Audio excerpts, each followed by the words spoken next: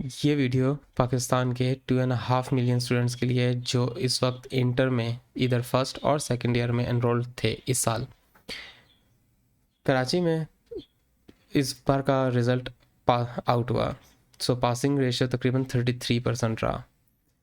33% से मतलब ये होता है कि हर 3 में से एक बच्चा पास हुआ है, जो कि हर साल की तरह ये इसी के फिगर के अराउंड रहती है कि कभी ये 32 हो जाती है, कभी ये 34 हो जाती है, कभी 36 भी हो जाती है, बट ये हर 3 में से एक बच्चे को ग्रेजुएट होने देती है और 2 को नहीं होने देती। इसकी वजह क्या होती है? इसकी बेसिकली वजह ये होती है कि नंबर ऑफ़ यूनिवर्सिटीज़ आगे कितनी है, सही है, और आपकी पॉपुलेशन एक बहुत बड़ा इसमें वेरिएबल है, एक बहुत बड़ा रोल प्ले करता है। सो इतनी आगे यूनिवर्सिटीज़ नहीं हैं या अपॉर्चुनिटीज़ नहीं हैं जितने हमारे पास स्टूडेंट्स एनरोल हो जाते हैं, which is lack of government policies. वो एक बिल्कुल कम्प्लीटली डिफरेंट टॉपिक है, लेकिन इन अ नटशेल अगर आप इसको डीप डाइव करेंगे तो ये वजह यही होती है। अच्छा, दूसरी बात कि इसमें हर वो बंदा जिसने बहुत ज़्यादा मेहनत की और वो पास नहीं हुआ, ऐसा नहीं होता। और ऐसा भी नहीं होता कि हर बंदा जो बहुत अच्छी परसेंटेज से पास हुआ वो अ, उसने बहुत मेहनत की, क्योंकि हम जानते हैं कि कराची बोर्ड के अंदर क्या होता था 2010 के अराउंड भी क्या होता था उससे। अब आई डोंट नो कि फिगर स्टेट्स क्या है वहाँ की और सिचुएशन क्या है, बट ऐसा ही रहा है हमेशा से। तो अब आगे करना क्या है? इस दौरान बहुत से स्टूडेंट्स पढ़ाई से हाथ उठा देते हैं, चाहे वो फर्स्ट ईयर में हो या सेकंड ईयर में हो। सेकंड ईयर वाले तो जैसे तैसे एम कैट ई कैट कुछ भी करके आगे कोशिश करते हैं किसी यूनिवर्सिटी में एडमिशन मिल जाए, लेकिन अब वो रिज़ल्ट जितनी उन्होंने मेहनत की होती है ना मिलने के बाद मोस्टली ये होता है कि बैक ऑफ हो जाते हैं एजुकेशन सिस्टम से। ठीक है, यहाँ मैं एक चीज़ बोल रहा हूँ उसको समझना पहले इम्पॉर्टेंट है, उसके ग्राउंड को समझना इम्पॉर्टेंट है। जो एजुकेशन सिस्टम करंटली एग्जिस्ट करता है हमारा, इवन वर्ल्ड वाइड, हमारा तो मतलब वर्ल्ड वाइड रेस में भी नॉट इवन इन टॉप 100, सही है। तो जो हमारा एजुकेशन सिस्टम है वो तो किसी खाते में नहीं है, लेकिन जो बहुत अच्छा एजुकेशन सिस्टम भी है वो भी करंट वर्ल्ड के हिसाब से नहीं है, राइट। विच मीन्स कि ये एजुकेशन सिस्टम के आप किंडरगार्टन से पढ़ें और खेलें वहाँ पे पहले, और फिर 10 साल आप नीम ट्री अलसाकाजी करें और फिर सेकेंड ईयर करें और अल्लाह अल्लाह जाने, मतलब उसके बाद देन जाके आप अपनी प्रोफेशनल एजुकेशन के अंदर, which means it completely wastes your 23 years of education, right. After the age जिसमें आप एनरोल हुए थे स्कूल में, विच इज़ 3 ईयर्स और 4 ईयर्स, सही है। अब वो मेरा ख्याल है वो आई थिंक के पैदाइश के वक्त ही एनरोल हो जाते हैं, लेकिन 2 ईयर 3 ईयर जैसे ही वो बोलना समझना आवाज़ निकलना उनकी शुरू होती है बच्चों की, टॉडलर्स की, तो भेज देते हैं school. But that's insanity. But 3 years 4 years is the time जब पे आप स्कूल के अंदर एनरोल होना स्टार्ट हो जाते हैं। तो इसमें लाइक उसके ऊपर 22 to 23 ईयर्स आप फर्दर ऐड करते हैं ग्रेजुएशन के लिए, और फिर आपको मिलता है वो जो हमारा आज का नॉर्मल ग्रेजुएट है, जो कि कम्प्लीटली वर्थलेस है। ये सारी बातें करने का मकसद ये है कि you should stop taking the pressure, because ये आपकी करंट हेल्थ को और डिसीजन मेकिंग को कम्प्लीटली इम्पेक्ट करेगा, और हो सकता है इस सिचुएशन के अंदर आप कोई अजीब फैसला ले लें। सो जो करंट सिस्टम एजुकेशन सिस्टम है वो मेक सेंस वैसे भी नहीं करता, तो आप अपने आप को उस चीज़ पे ना तोलें कि यार ये 33% दिया इन्होंने या 99% दे दिया। डजेंट रियली मैटर, बिकॉज जहाँ पे आप इवेंचुअली अगर आप उस पॉइंट पे पहुँचे और आपको लगा कि मैं बहुत अच्छी जगह से काम पढ़ के आया हूँ, तो आपके साथ वो लोग काम कर रहे होंगे जो बहुत एवरेज यूनिवर्सिटी से पढ़ के आए हैं, या इवन वर्स के वो किसी गवर्नमेंट स्कूल से पढ़ के आए हैं, बट वो इक्वली स्मार्ट होंगे और इक्वली उनको मे बी इंग्लिश उतनी अच्छी ना आती हो, मे बी उनका कुछ अदर फैक्टर्स मे बी वो लैक करते हो, बट ब्रेन जो है वो मेरा ख्याल है कि नेचुरल डिस्ट्रीब्यूशन है वो सबको तकरीबन एक जैसा ही मिला है अगर हम यूज़ करें तो। सो इवेंचुअली आप रियलाइज़ करेंगे कि जो एजुकेशन सिस्टम था उसने बहुत ज़्यादा मुझे कुछ नहीं दिया other than just things that hardly make a difference मतलब। सो इस वक्त करना क्या है, इस वक्त करना ये है कि आप अपनी एजुकेशन अगर आप फर्स्ट ईयर में हैं तो कंप्लीट करें, ठीक है। और अगर सेकेंड ईयर में और रिजल्ट बिल्कुल अच्छा नहीं आया, मतलब पासिंग क्राइटेरिया 60% होता है यूनिवर्सिटीज़ की एडमिशन का और वो नहीं बना, तो आप ऑफ कोर्स अटैम्प्ट करें कि दोबारा से अटैम्प्ट करके उसको पासिंग क्राइटेरिया तक लेके जाएं, राइट। ये चीज़ इवेंचुअली अगर आप ये यहाँ पे एजुकेशन सिस्टम छोड़ देते हैं और कोई अपना काम करते हैं, कोई अपना बिजनेस करते हैं और नॉर्मली हमारा जो फैंटेसी है चाय का ढाबा खोल लेते हैं, तो ये अभी तो नहीं लेकिन इवेंचुअली कुछ सालों में आपको ये चीज़ बॉदर करेगी और ये चीज़ आपको बहुत ज़्यादा नुकसान देगी।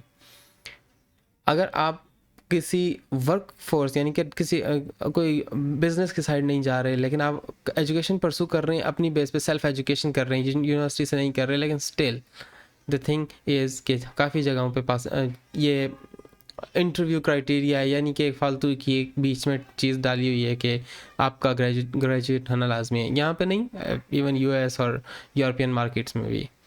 तो एजुकेशन सिस्टम को जस्ट उसको चलाएं और किसी तरीके से उसको कंप्लीट करें, सेकेंड ईयर को छोड़ना नहीं है, कंप्लीट करना है। और इस चीज़ को ज़्यादा मेंटली नहीं लेना, ज़्यादा दिल पे नहीं लेना जिसको कहते हैं, ठीक है।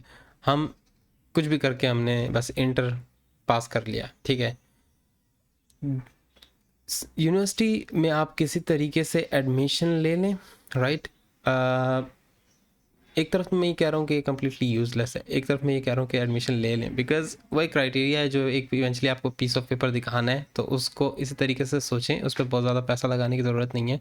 और उस क्योंकि आप यहाँ की बहुत अच्छी यूनिवर्सिटी से भी अगर आप पढ़ के निकलें और यहाँ की एवरेज यूनिवर्सिटी से भी निकल के जब आप ग्लोबल प्लेटफॉर्म पे compete कर रहे होंगे ना, तो इट हार्डली मैटर कि आप 801 यूनिवर्सिटी से आए हो या 840 नंबर की यूनिवर्सिटी से आए हो, बिकॉज आप 800 की फहरिस्त के अंदर ही हो। इट डजेंट मैटर, ठीक है। कुछ लोगों को इंतहाई बुरी लगेगी मेरी ये बात, क्योंकि उन्होंने बेचारों ने ऑलरेडी बहुत मेहनत की और पैसा फेंका है, सो उनका बुरा लगना बनता भी है, लेकिन फैक्ट यही है।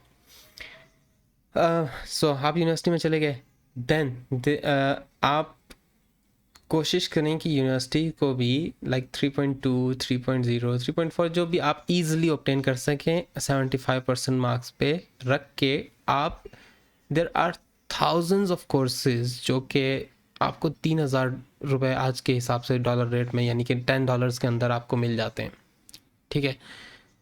You can make your own pathway कि भाई मैंने बनना है सॉफ्टवेयर इंजीनियर या मैंने बनना है डेटा इंजीनियर या मैंने ग्राफिक्स का काम करना है, तो यूट्यूब पे ऐसे बहुत से चैनल्स हैं जो आपको कम्प्लीटली फ्रीली पढ़ाते हैं। और अगर आप थोड़ा और प्रीमियम कंटेंट चाहते हैं, कहते हैं कि मैंने वैसे ही पूरी ज़िंदगी कुछ खास नहीं किया है, तो चलो इस बार अपने ऊपर इन्वेस्ट कर लेते हैं, तो $10 के कोर्सेज मिल जाते हैं। और यूडेसिटी है या आई थिंक कॉर्सेरा है, ये वेबसाइट्स आपको, अगर आप ये कहते हैं कि भाई मेरे पास पैसे नहीं है, my father is not so financially well, so आप मुझे एड करें, तो वो आपको एड भी कर देते हैं। बट आई थिंक वो जो एड कोर्सेज होते हैं या उन प्लेटफॉर्म पे जो कोर्सेज हैं वो यूट्यूब पे भी ईजिली अवेलेबल हैं। So you just for education today you just need एक इंटरनेट कनेक्शन और एक कोई डिवाइस, ठीक है।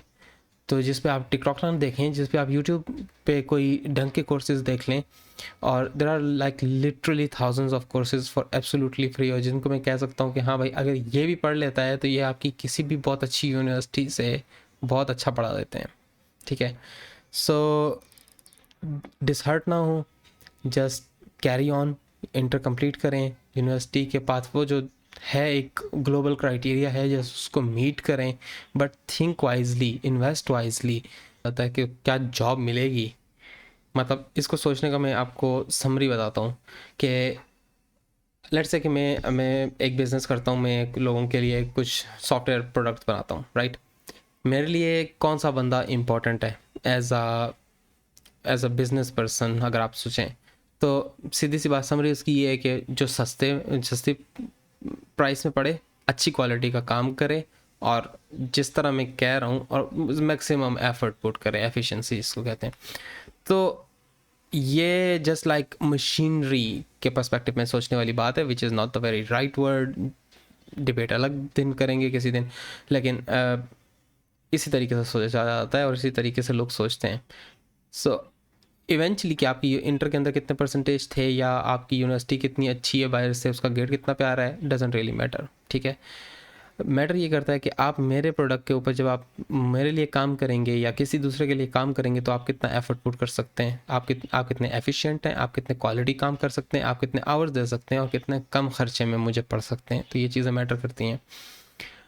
और अभी डिमांड के वजह से कुछ फील्ड्स अभी तक इतनी उसमें वर्कफोर्स तो आ गई है, बट वो एजुकेटेड वर्कफोर्स इतनी ख़ास नहीं है। आप किसी भी प्लेटफॉर्म के अंदर अगर आप एसोसिएटेड हो तो आपको अंदाज़ा हो जाएगा कि वर्कफोर्स तो चलो जैसी तैसी है, लेकिन वो एजुकेटेड नहीं है, एफिशिएंट नहीं है, it's not smart. So educate करें। स्मार्टनेस आती कहाँ से? एजुकेशन से। एजुकेशन का मतलब ये नहीं होता किताबें ख़रीद के टीचर का बोर्ड पे लिखना। एजुकेशन का मतलब ये होता है कि आप उस चीज़ को कितना थॉरली स्टडी करते हो, ठीक है। सो जस्ट डोंट वरी कि आज का जो रिज़ल्ट है वो जॉब मार्केट में मुझे लेके जाएगा या मुझे कभी जॉब लगेगी, मेरा करियर क्या होगा, कुछ नहीं होता। होल्ड ऑन, ठीक है। इंटर करना है, ग्रेजुएशन चलाना है, किसी तरह पूरा करना है, और उसके दौरान ग्रेजुएशन में सिर्फ आपने वो किताबें दोबारा से नहीं छाननी जो पिछले आप ऑलरेडी 18 साल कर चुके। आपने सीखना है, आपने अपनी स्किल जिसके ऊपर आप मास्टर करना चाह रहे हैं उसमें फुली इन्वेस्टेड रहना है, और अपने ऊपर पेड प्रीमियम कोर्सेज अगर फ्री नहीं मिलते तो आपने प्रीमियम कोर्सेज ख़रीदने और अपने आप को एजुकेट करना है, right. So that's it for the day. कोशिश करेंगे कि मज़ीद हम लोग पाथवेज़ के ऊपर बात करें, कौन कौन सी फील्ड्स हैं, क्या हो सकता है इंटर के स्टूडेंट्स के लिए, अब कौन सी चीज़ों में उन्हें देखना चाहिए। इसके साथ ही मेरा नाम सादा वासी है और मैं एक सॉफ्टवेयर इंजीनियर हूँ, और इंशाल्लाह दोबारा मिलेंगे।